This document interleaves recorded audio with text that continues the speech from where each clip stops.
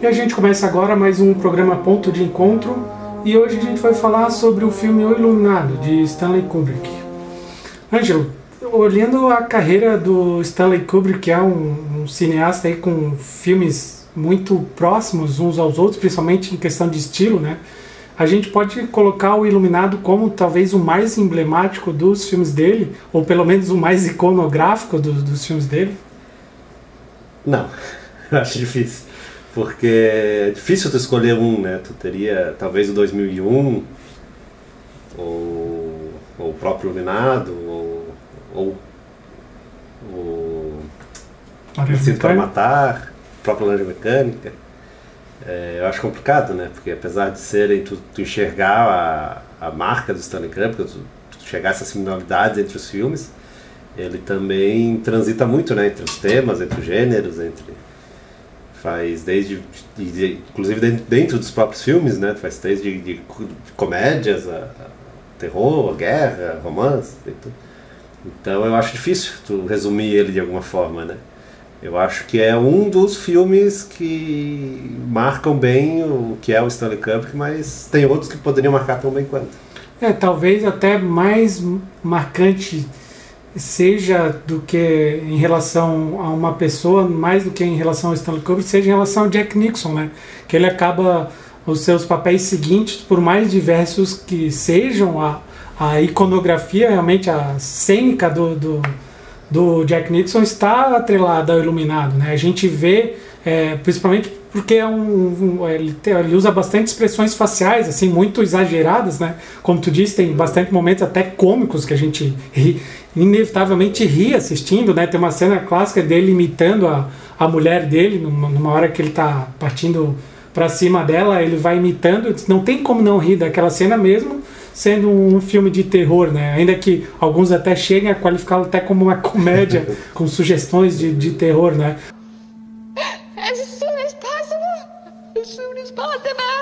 Mas eu acho que a questão do Jack Nicholson é isso, assim, o papel ficou muito marcado na persona dramática dele para o que ele fez depois disso, né? Ficou sendo o Jack Nicholson ficou sendo aquilo ali, né, nesse sentido.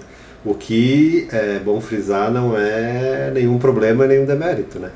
Eu concordo que o Jack Nicholson repete várias vezes aquele personagem, ou pelo menos aquela interpretação, mas isso é um elogio que eu faço, né? Porque se tu pega, por exemplo, um filme completamente diferente como no As Good As It Gets, né, Melhor Impossível, que ele faz também um escritor, então é meio que o Jack Torrance, depois, se tivesse sobrevivido, e como seria no futuro, que ele não usa tanto dessa expressão, mas tu vê que está ali em algum lugar, né? Que a sugestão está ali em algum lugar.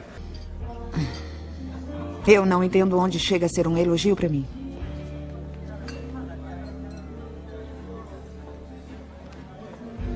Você me faz querer ser um homem melhor. Então é um ator que traz uma bagagem com ele, em qualquer filme que ele esteja, vai ter que de algum jeito lidar com isso, né? Ou usar ou não, mas vai ter que saber que isso existe e que isso vai estar ali.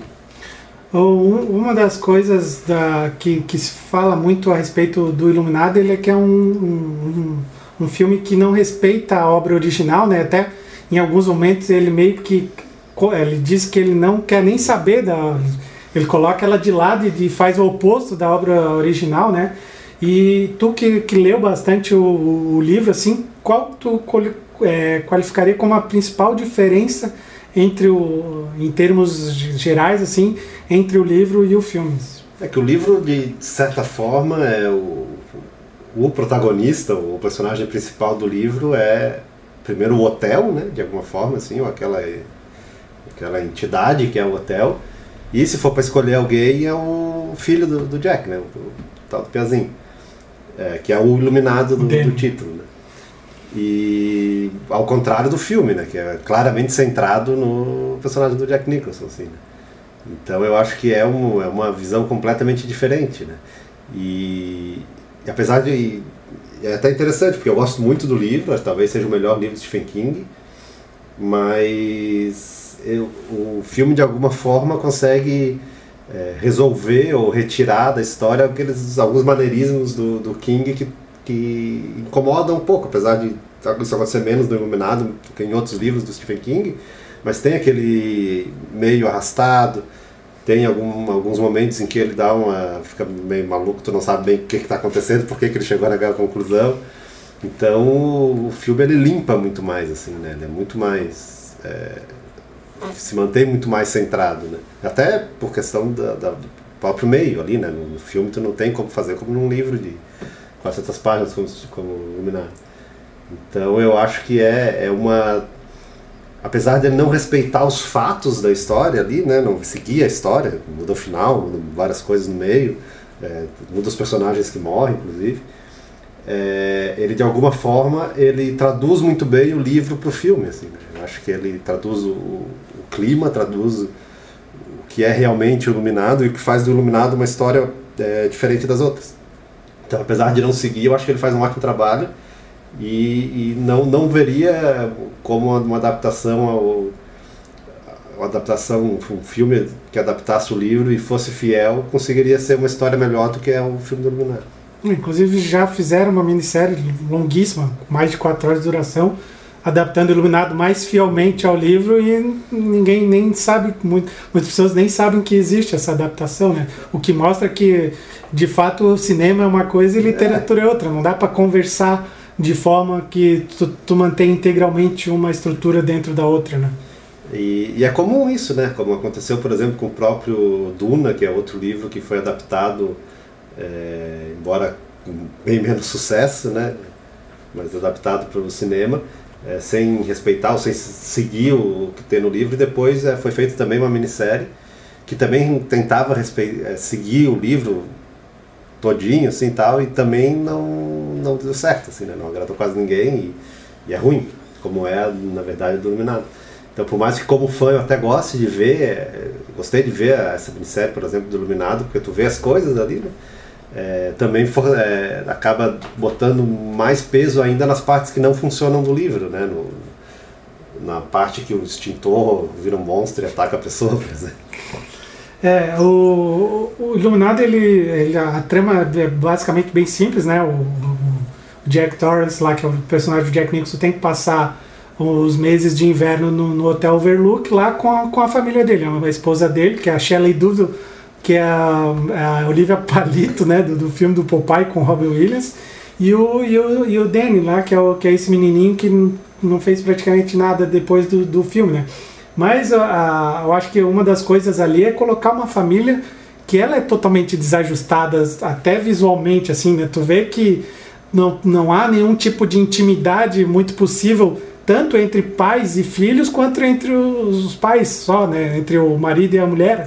Há um desajuste familiar, e eu acho que todo o peso da história do filme do Stanley Kubrick é em cima desse desajuste, muito mais do que seria a questão do livro, que é essa questão do hotel, do cemitério indígena, forças sobrenaturais, tal, tá ali por cima. Não, ali é um desajuste entre seres de uma mesma família que, por questões aí realmente externas, né, iluminadas ou escuras, acabam realmente transformando 6 meses de inverno numa história de terror.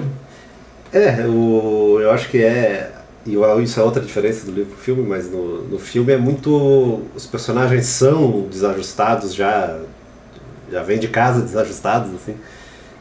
Já são daquele jeito, a esposa lá já tem as questões dela, então já é colocada como fraca, assim, desde o início, e o Jack já é meio louco desde o início. Enquanto no livro tem um avanço, tem muito mais forte a questão do alcoolismo do Jack, né?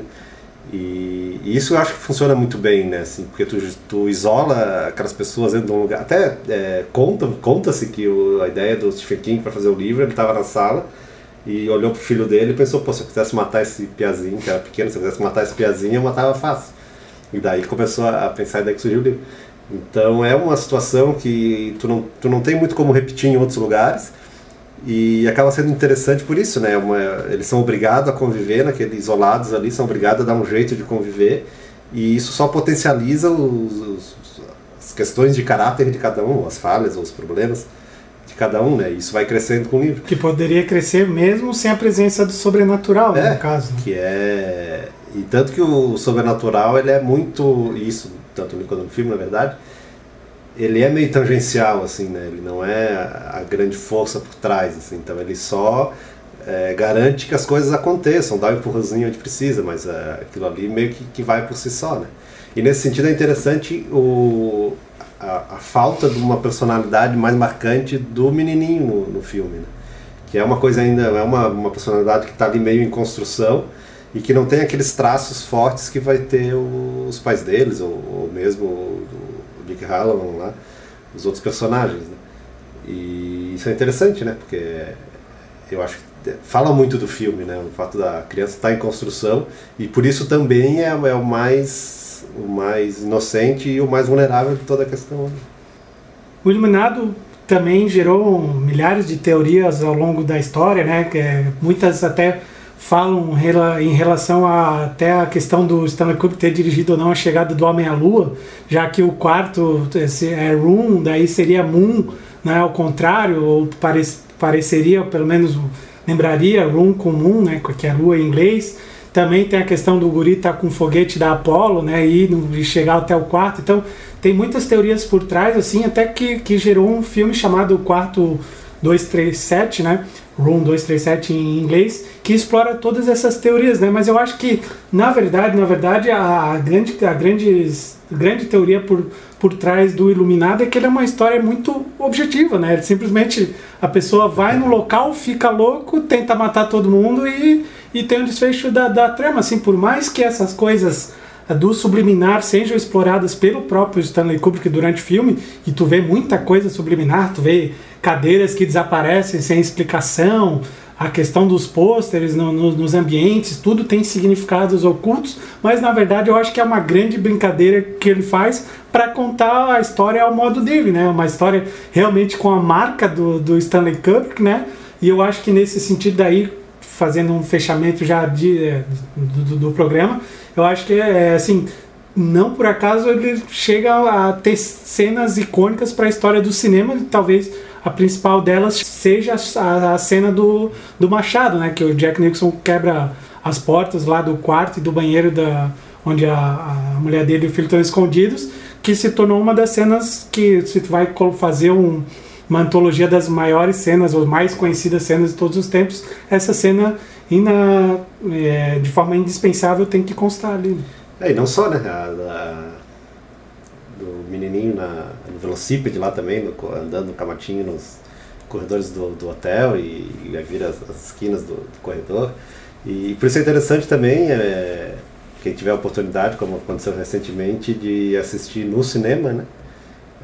Eu já tinha assistido várias vezes o filme, e quando fui assistir no cinema, e é outro filme, assim. Te dá esse espaço, essa questão do espaço do hotel. Os detalhes, né? E isso é muito Stanley Kubrick, né? Ele é um cara que está sempre muito no controle da situação, né? E sabe o que está fazendo ali.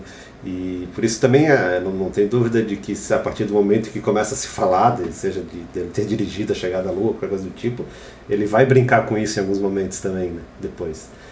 Então eu acho que ir no Iluminado ele acaba sendo uma boa analogia ao próprio hotel da história, assim, né? Ele sabe muito bem quem que é quem ali, os problemas e as possibilidades de cada um daqueles personagens, e guia aquilo ali pro desfecho que ele quer, né? E tem muito sucesso no que ele faz. E o filme, até eu estava lembrando agora, o filme em português, o Room 237, na verdade ele se chama O Labirinto de Kubrick, né?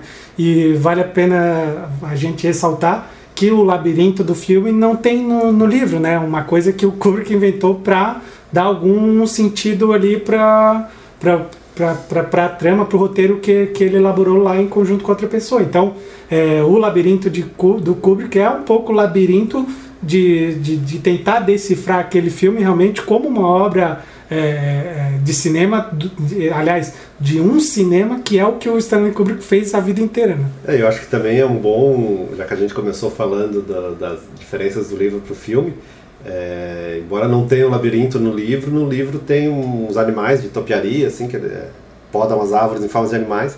Então eu acho que essas duas concepções mostram bem o que cada um queria na sua obra, né? Enquanto tu tem um labirinto que no final acaba sendo a ferramenta para se salvar, para eles se salvarem, né? No livro tu tem esses animais de topiaria que são monstros que correm atrás das pessoas. Então tu consegue bem ver a diferença de concepção de cada um e o que tem de bom e o que tem de interessante em cada uma das obras. Meio parado hoje, não é? E a gente fica por aqui e volta no próximo ponto de encontro. Até lá.